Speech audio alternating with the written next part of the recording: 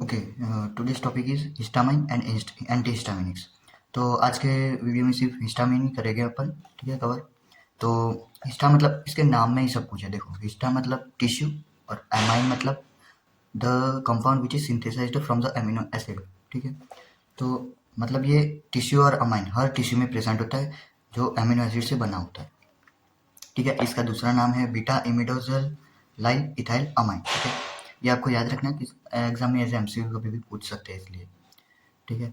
फिर देखो, हिस्टामाइन ये क्या होता है कि जो एंटी इन्फ्लामेटरी रिएक्शंस होते हैं उसमें ये काम करता है, एज अ मीडिएटर होता है। हाइपर सेंसिटिविटी रिएक्शन जो माइक्रोबायोलॉजी में भी आता है, वो आपको वहाँ से सीखना होता है, ठीक है। ओके, तो हिस्टामाइन देखो, ये मास्ट सेल और नॉन मास्ट सेल दोनों में प्रेजेंट होता है, ठीक है।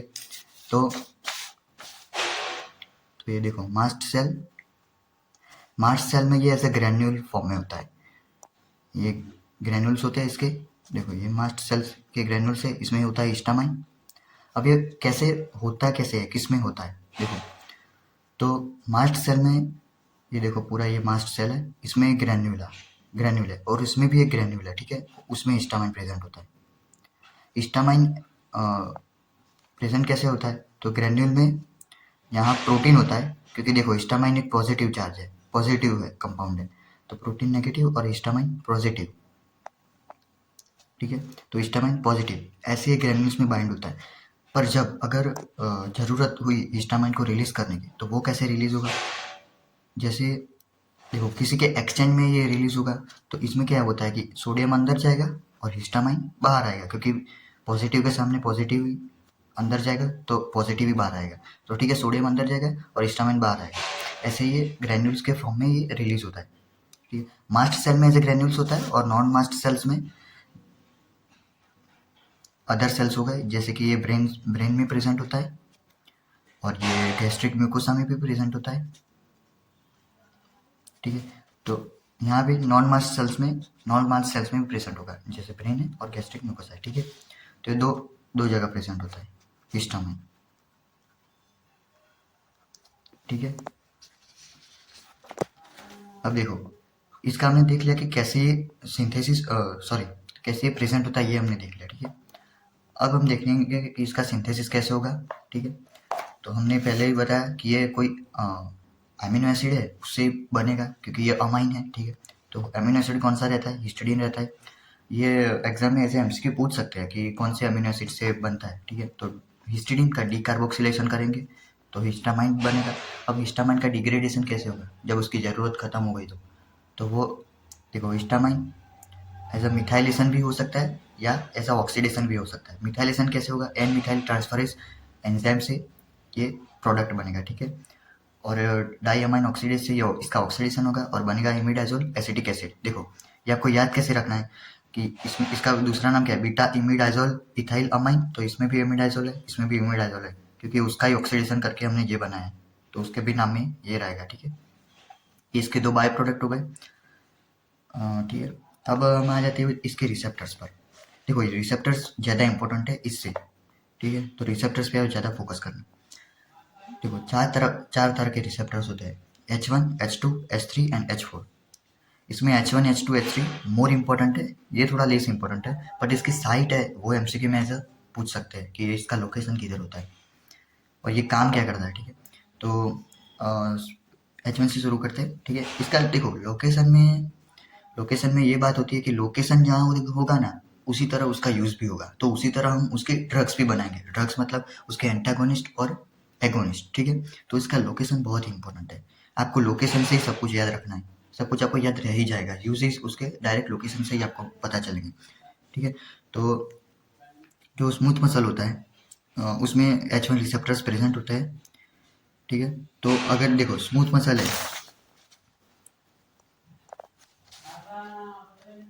देखो स्मूथ मसल्स में प्रेजेंट होता है। तो स्मूथ मसल्स किधर किधर हो सकता है, तो ब्रोंकस में हो सकता है, एक यूट्रस में हो सकता है, ठीक है। बॉडी की अलग अलग जगह जैसे ऑर्गन्स है, स्मूथ ऑर्गन्स, उन पे भी प्रेजेंट हो सकता है।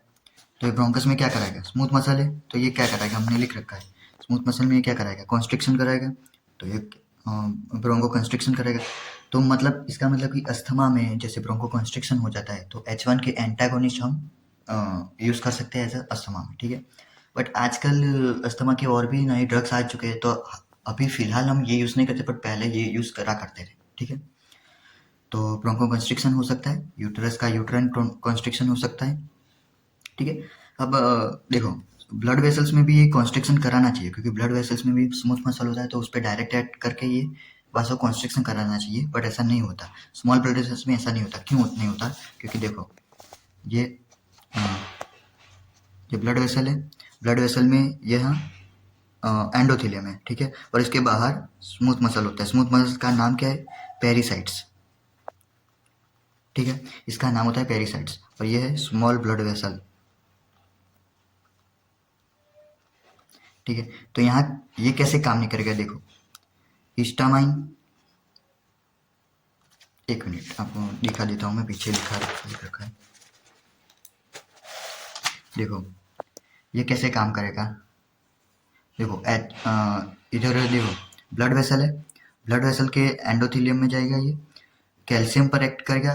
इससे क्या होगा कि ई एनोस का मतलब क्या होता है कि एंडोथेलियल नाइट्रिक ऑक्साइड सिंथेस, ये एक्ट करेगा एनो पर, मतलब ये एनो सिंथेसिस करेगा और उससे ये वासोडाइलेशन करेगा। ये डायरेक्ट स्मूथ मसल पे एक्ट नहीं करता, ठीक है। तो इसका ये जो हमने देखा इधर एंडोथेलियम होता है, एंडोथेलियम उस पे एक्ट करेगा कैल्शियम 2+। देखो हिस्टामाइन एक्ट करेगा तो कैल्शियम रिलीज कराएगा, और कैल्शियम रिलीज कराने से इसका जो एंजाइम है ई एनोस, मतलब एंडोथेलियल नाइट्रिक ऑक्साइड सिंथेस, ठीक है, ये इस पे एक्ट करके करके इसको एक्टिवेट करके क्या होगा, नाइट्रिक ऑक्साइड का प्रोडक्शन होगा। और नाइट्रिक ऑक्साइड का आपको पता है कि नाइट्रिक ऑक्साइड वासोडाइलेशन कराता है। तो ये पाथवे से होकर वासोडाइलेशन करेगा, डायरेक्ट एक्ट नहीं करेगा। अगर देखो डायरेक्ट एक्ट अगर गया तो वासो कॉन्स्ट्रिक्शन होगा, बट ये काम सिर्फ लार्ज ब्लड वेसल्स में होता है, लार्ज ब्लड वेसल्स, ठीक है। तो लार्ज ब्लड वेसल्स में ये क्या कराएगा? डायरेक्ट पेरिसाइट्स पे एक्ट करके ये वासो कॉन्स्ट्रिक्शन कराएगा, ठीक है। ये आपको पता चल गया पूरा पाथवे कि देखो हिस्टामाइन के एक्ट करके, हिस्टामाइन एक्ट करेगा कैल्शियम के पे, कैल्शियम पे एक्ट करके कैल्शियम क्या कराएगा? एंडोथेलियल नाइट्रिक ऑक्साइड सिंथेस को एक्टिवेट करेगा, तो इससे ये फॉर्म करेगा नाइट्रिक ऑक्साइड। और आपको पता है नाइट्रिक ऑक्साइड का दूसरा नाम क्या है? एंडोथेलियल डिराइव्ड रिलैक्सिंग फैक्टर, मतलब ये एंडोथेलियम को रिलैक्स करेगा। अगर एंडोथेलियम को रिलैक्स करेगा तो उससे क्या होगा? वासो डायलेशन होगा, ठीक है। बट लार्ज ब्लड वेसल्स में क्या होता है कि लार्ज ब्लड वेसल्स में ये क्या कराएगा? डायरेक्ट पेरिसाइट्स पे एक्ट करेगा जो स्मूथ मसल से एंडोथेलियम के, और उससे डायरेक्ट ये क्या होगा? वासो कॉन्स्ट्रिक्शन करेगा, ठीक है।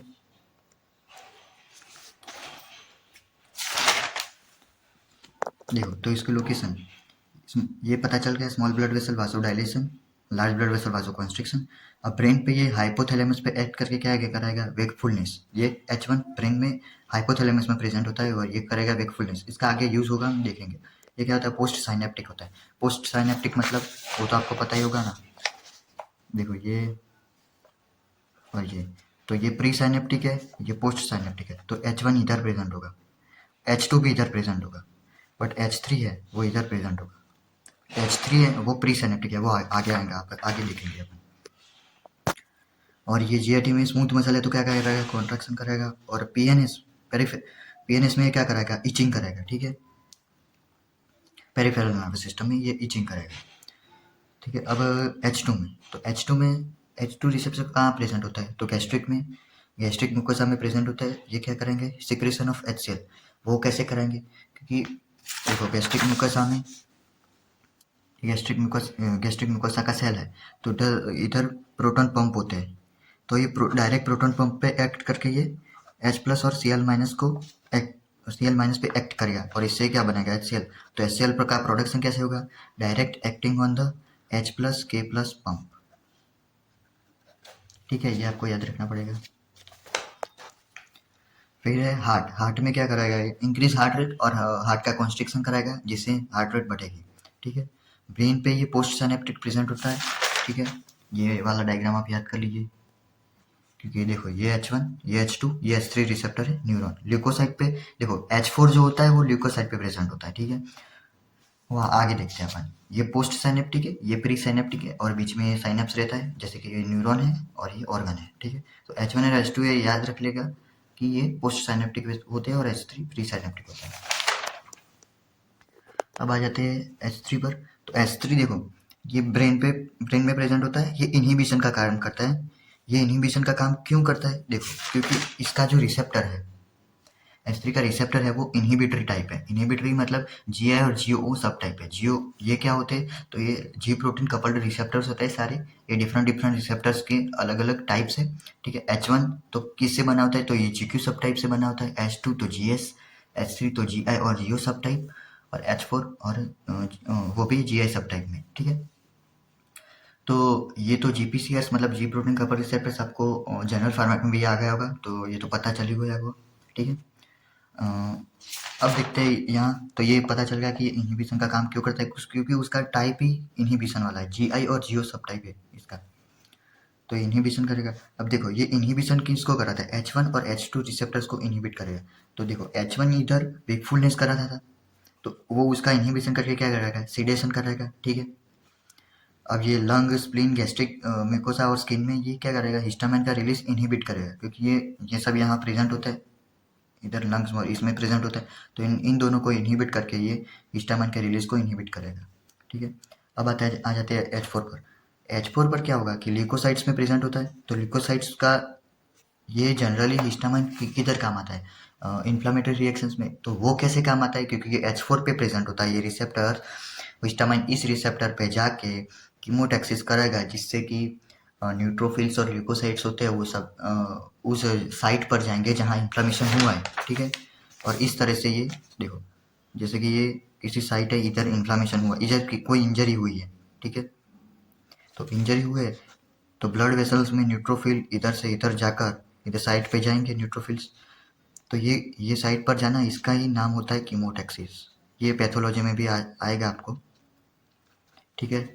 इसको कहते हैं कीमोटैक्सिस। तो ये हिस्टामाइन इसको मीडिएट करता है, क्योंकि न्यूट्रोफिल्स पे H4 प्रेजेंट होता है रिसेप्टर, हिस्टामाइन इन पे एक्ट करके इनका कीमोटैक्सिस कराएगा, जिससे ये इन्फ्लामेशन इंजरी हुए वहाँ जाएंगे और इन्फ्लामेशन प्रोड्यूस करेंगे। तो हिस्टामाइन ऐसे इन्फ्लामेशन प्रोड्यूस करता है, ठीक है। और रिस्पॉन्सिबल फॉर इन्फ्लामेशन और अदर जगह जैसे कि इंटेस्टाइन और ब्रेन में भी प्रेजेंट होता है ये H4 रिसेप्टर, ठीक है। एक बार आप देख लीजिए ये, ठीक है। अब आगे जाते हैं। ये हमने सब टाइप्स वाला तो देख ही लिया है, कौन कौन से सब टाइप्स होते हैं। ये मैंने भी आपको डायग्राम बता दिया। ये देखो, आप डायग्राम की वजह से करोगे ना सब कुछ, तो आपको याद रहेगा, ठीक है। ये वाला भी हमने कर लिया। और देखो यहाँ मैंने H2 क्यों लिखा है, वो आपको क्वेश्चन होगा, क्योंकि मेजोरिटी ब्लड वेसल्स में, स्मॉल ब्लड वेसल्स में H2 प्रेजेंट होगा इन प्लेस ऑफ H1, ठीक है। H1 होगा बट वो लार्ज वेसल्स में प्रेजेंट होगा, तो उससे वो ब्रोंको सॉरी वासो कंस्ट्रिक्शन कराएगा। बट जो H2 रिसेप्टर्स है वो स्मॉल ब्लड वेसल्स में काम करेगा, और ये वासो डायलेशन कराएगा, ठीक है, with the help of NO। अब देखो इसके यूजेस यूजेस हम उस तरफ से पढ़ सकते हैं। देखो बीटा हिस्टिडीन, तो ये treatment of vertigo, Meniere's disease. Vertigo मतलब चक्कर आना, तो उसमें आप ये करा सकते हैं। देखो ये कैसे यूज होगा, हिस्टामाइन जो है वो वासो डायलेशन कराता है स्मॉल ब्लड वेसल्स में, ठीक है, वासो डायलेशन कराता है। तो इधर हम जो वर्टिगो कैसे होता है, जैसे जब इंटरनल ईयर में वासो कंस्ट्रिक्शन होगा तब आपको चक्कर आएंगे, ठीक है। उसका जो वेस्टिबुलर पाथवे होता है वो एक्टिवेट हो जाता है, तो उससे आपको वर्टिगो होगा। तो ये क्या करता है, बीटा हिस्टीन जो एक हिस्टामाइन एगोनिस्ट है, वो क्या करेगा कि वासो डायलेशन करा देगा इंटरनल ईयर की जो स्मॉल ब्लड वेसल्स में उसमें। तो वासो डायलेशन करा के ये वर्टिगो कम कर देगा, जिससे कि वेस्टिबुलर पाथवे का एक्टिवेशन नहीं होगा और वर्टिगो कम हो जाएगा। तो ये ट्रीटमेंट में यूज होता है, ठीक है। दूसरा यूज होता है कि H2 एंटागोनिस्ट इन अ पेप्टिक अल्सर डिजीज। ये हमने बताया। आगे देखो, जैसे ये H2 है, ये सिक्रेशन कराता है गैस्ट्रिक एसिड सिक्रेशन। अगर हम एंटागोनिस्ट देंगे तो क्या होगा, ये सिक्रेशन कम हो जाएगा और पेप्टिक अल्सर में, ठीक है। तो ज़्यादा एसिड सिक्रेशन होने पर ये H2 एंटागोनिस्ट क्या करता है, सिक्रेशन को कम कर देगा। ठीक है। पेप्टिक अल्सर में एसिड का सिक्रेशन बढ़ जाने से म्यूकोजल की जो लेयर होती है वो डिस्टर्ब हो जाती है और उसमें अल्सर अल्सर हो जाते हैं, तो इसी को नाम दिया है पेप्टिक अल्सर। तो उसमें ये एंटागोन्स देगा तो सिक्रेशन कम कर देगा HCl का, जिससे पेप्टिक अल्सर के चांसेस कम हो जाएंगे। ठीक है।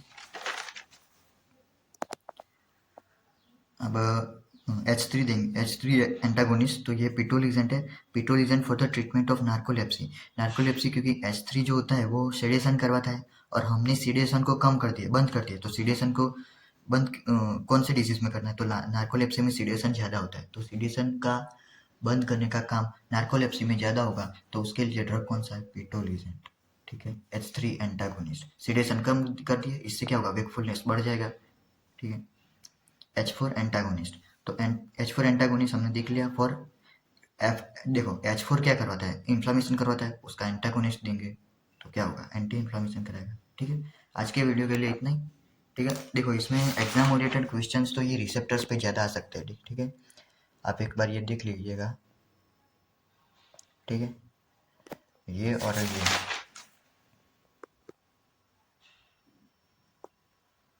ठीक है।